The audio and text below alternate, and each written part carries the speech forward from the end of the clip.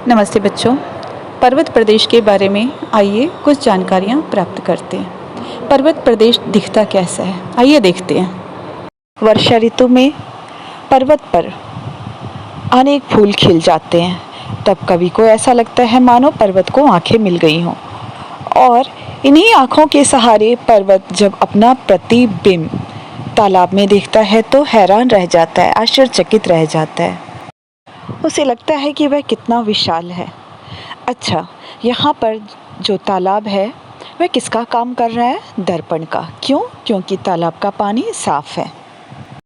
पर्वत प्रदेश में पर्वत जो होते हैं ना, चारों ओर फैले हुए होते हैं, इसलिए कवि को ऐसा लगता है कि इनका आकार कैसा है? मेखलाकार, अर्थात करघनी के आकार का। पावस ऋतु में एक और अनोखा दृश्य दिखते ही बनता है। वह है पर्वतों से निकलने वाला झरना, जो मोतियों की लड़ियों के जैसा दिखता है। झरने की आवाज़ कवि को इतनी अच्छी लगती है कि उसके नस नस में उत्तेजना से भर जाती है, अर्थात उसका मन प्रसन्न हो जाता है और कवि को ऐसा लगता है कि मानो ये झरना, ये जो बहता हुआ झरने का पानी है, वह पर्वतों के लिए उनका ही गौरव गान कर रहे हों।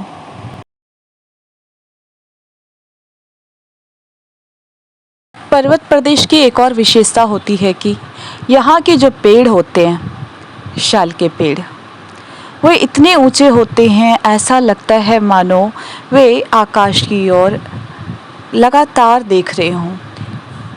आपको मालूम है इनके उच्च आकांक्षा अर्थात ऊंचे सपने क्या हैं, बड़े सपने क्या हैं? आकाश को ये छूना चाहते हैं।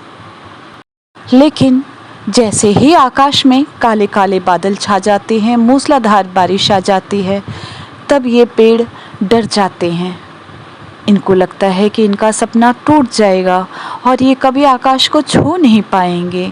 तब ये डर के मारे क्या करते हैं? धरती के नीचे छिप जाते हैं।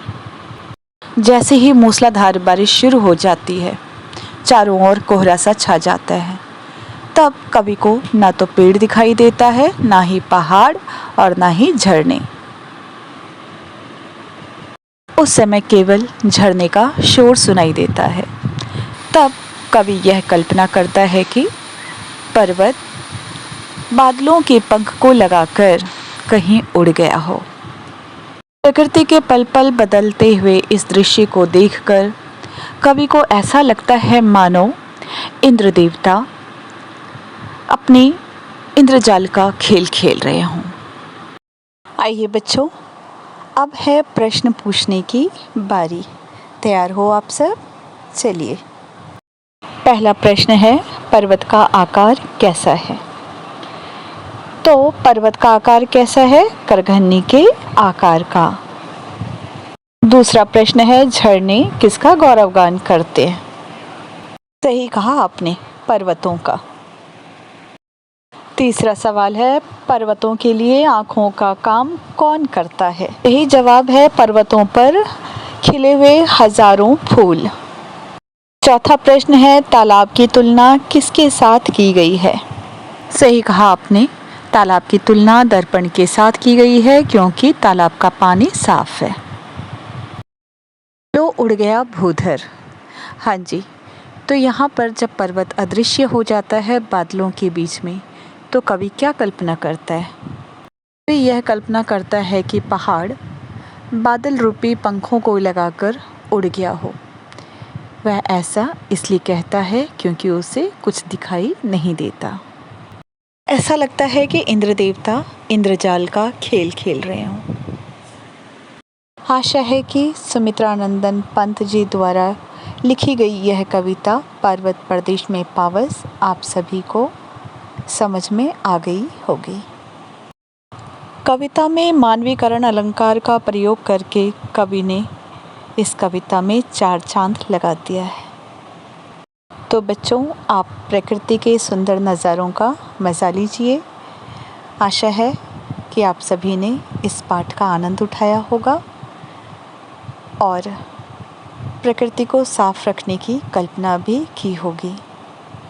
तो आपको जब भी मौका मिले पहाड़ों पर अवश्य जाइए घूमने के लिए, वहाँ की प्रकृति का मज़ा लीजिए।